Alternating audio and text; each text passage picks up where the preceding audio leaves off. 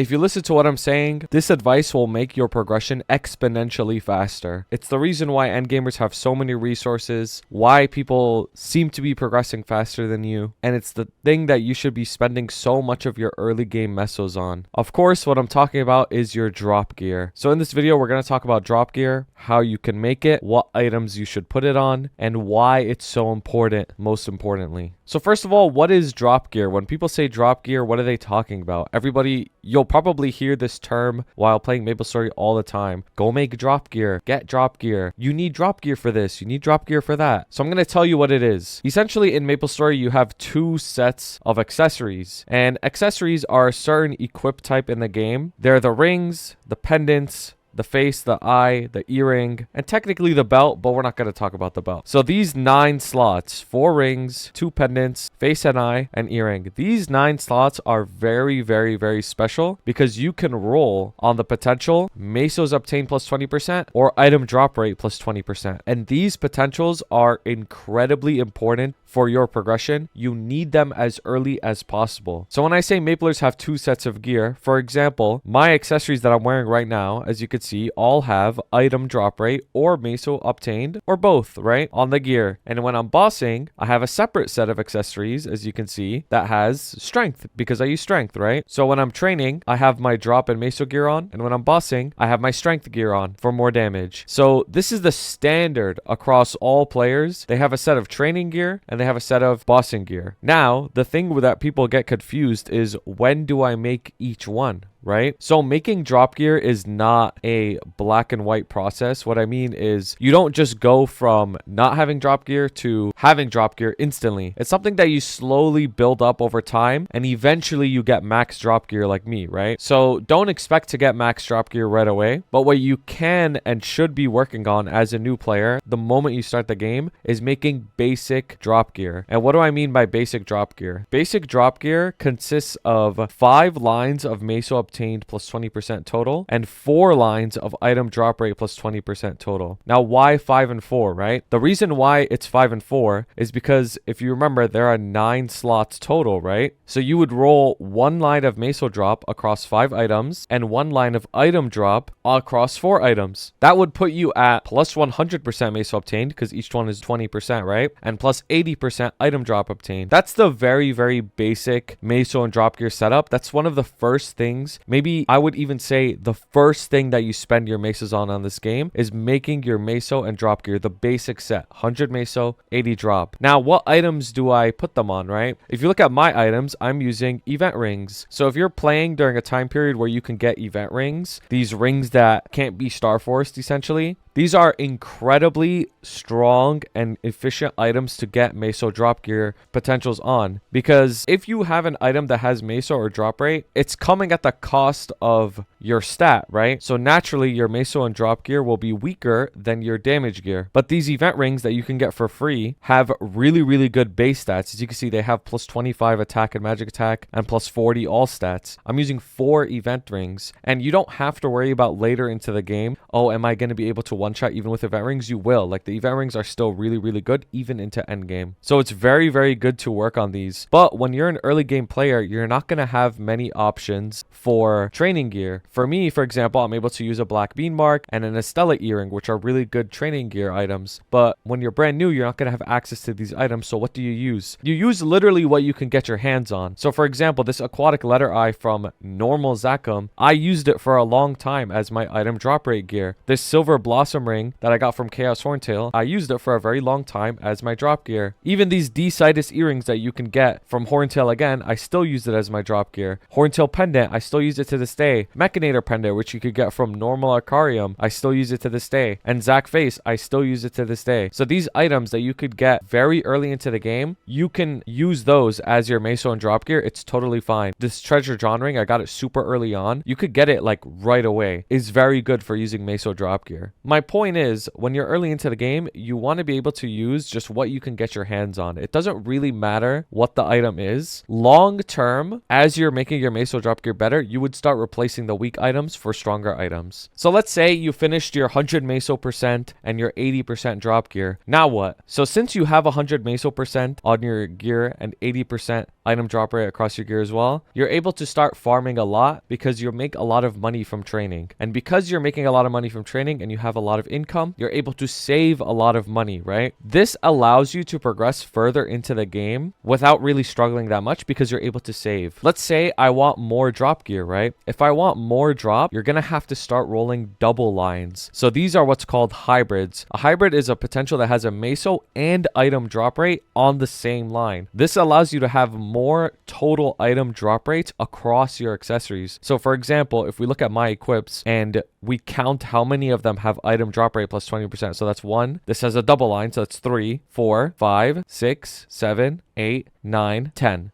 So there are 10 total item drop rates across all of my equips, right? Which means that I have a bonus 200%. It says it here in your stats tab, equipment item 200% drop rate, which is the max that you can get on equips, right? So you want to slowly work towards getting 200 drop. You want to go from the standard 80 when you're early game and slowly add more and more by rolling for double lines and hybrids, right? I also have it on my inner ability, item drop rate plus 13%. So I have ability plus equipment 213.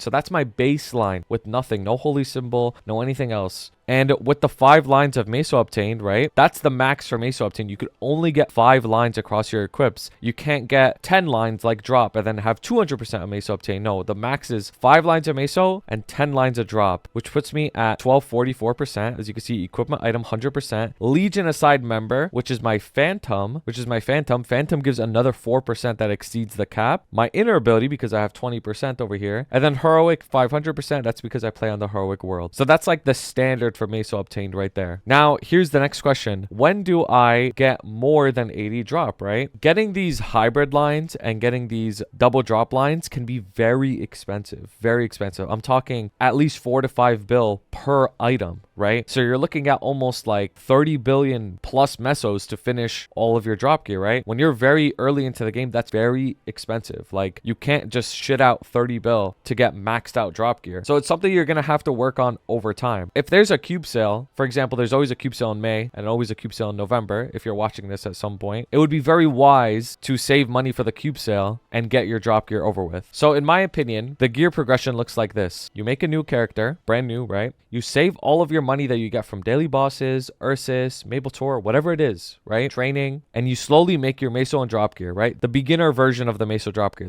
the 5 lines of Meso and the 4 lines of drop, right? 100 Meso, 80 drop. Once you're at that point, you'll start to be able to save a lot of money. And because you're able to save a lot of money, I would then work on trying to get my damage gear, the rest of my items, to 17 star, right? Whether it's your Apsos, your CRA, whatever it is. Try to get it to around 17 stars. Ideally, you would do it on an event, of course, to save more money. And your items being at 17 stars will give you enough damage to one-shot all the mobs you want to train at for a very long time. Very long time. Probably even till 275, just by having 17 star gear. And you'll be able to join parties as well. You don't even necessarily need damage accessories. You can join these parties and have more than enough damage to clear just with Meso and drop gear. I actually cleared Black Mage myself with Meso and drop gear only. I didn't even have damage accessories. And the reason for that is because as I was training, I would level up my Hexa skills, right? So with the 6th job being released, you get so much damage from your Hexa skills as you train past 260 that you don't even need to make damage accessories for a very long time. You can just worry about getting your drop gear to 200 as quickly as possible. So you go from 100 Meso 80 drop to 17 star damage gear. And then after your 17 star damage gear, I would highly recommend you save all of your money to try and get to up to 200% drop gear. Now, 200% drop gear, the best way to go about it is to get 5 of these hybrids, right? So these hybrids, Meso obtained and item drop rate, you need at least 5 of them and you need 1 double drop. If you get 5 of these hybrids and 1 double drop and the rest of your items are single line drop, you will have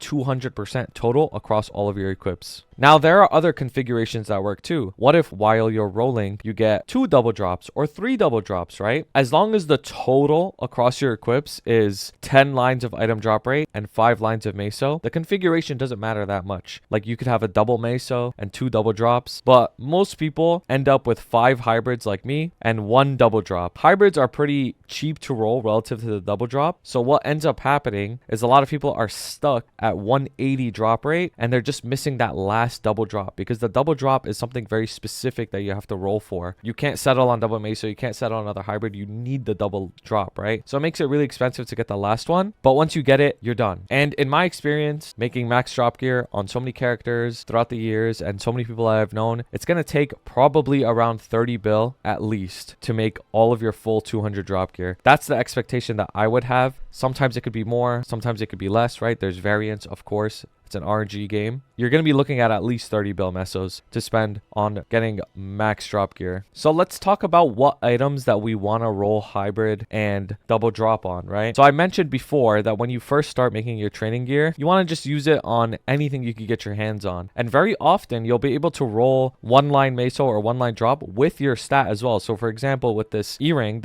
it has item drop rate and 15% total, right? So it actually makes it pretty decent for damage as well, because it also has strength on it, right? A lot of these items don't go past 15 stars or even 10 stars, like the Silver Blossom ring, right? As we know, Star Force is a huge way of getting damage. So ideally, when you roll these hybrid or double drop type of lines, you want it on an item that could go past 15 stars. That way you can get bonus attack from the Star Force and it makes the item actually really strong. That's why I have hybrid on this and I have hybrid on this, because these items in the future, if I did need more damage, I can star them past 15 and gain even more damage that way. It's very good future proofing to roll for double lines on items that can go past 17. In the very far future, right, you're gonna probably have an extra 22 star ring. When you have these extra 22s laying around, this is very far in the future, you can turn them into training gear as well. Like for me, since I use Slime Ring, Superior Ring, and KT and Continuous Ring, I don't need this Meister Ring anymore, right? So hypothetically, I could turn it into training gear, and it's also 22 stars, so it would be really strong to roll a double line on. But most people, I would say this is not really like relevant. I would say the event rings are more than capable of rolling double lines on. If you want a stronger pendant that you could roll a double line on, Dominator Pendant or Daybreak Pendant as you get them, Face and Eye, Twilight Mark as you get it, Black Bean Mark as you get it, and a Stellar Earring. All those items can go past 17, and they'll be super strong for rolling double lines on. But it's still okay if you happen to roll a double line on an item like a Silver Blossom Ring, right? It's still okay. It's perfectly fine. You'll have enough damage to mob with. But yeah, if you want to like really future proof, you would get double lines on items that could go past 15 stars. But I wouldn't stress too much about it. So now that we know about 200% drop and how much it costs and what items to get it on, let's talk about why it's so important and why it makes your progression so much faster. So as you're training in this game, you're gonna get a lot of resources that drop from mobs, mesos, droplets, nodes, familiars, and most importantly, Soul Urda and Soul Urda fragments. The drop gear that you get from your equips dramatically increases how much of these resources that you get. A lot of people ask me, oh, when should I make a boss meal, right? And I always say, when you have a lot of nodes. And they say, how do I get a lot of nodes, right? You get a lot of nodes if you had really high drop gear. If you have a lot of drop gear, you'll have like 1,000 nodes laying around like I do. Or for the Soul Urda fragments, people say, oh, how did you level up your Hexa so fast? Well, I have max drop gear, so it increases the amount of fragments that I get per hour. And recently, they announced that familiars will be coming out in Cernium and Burnium. So look forward to a full familiar guide that's going to come out eventually. And I'm going to be talking about in that video way more about familiars and when you should go for them, whether you should go for uniques or epics, how long you should be farming fams, all that stuff. But when you do your familiars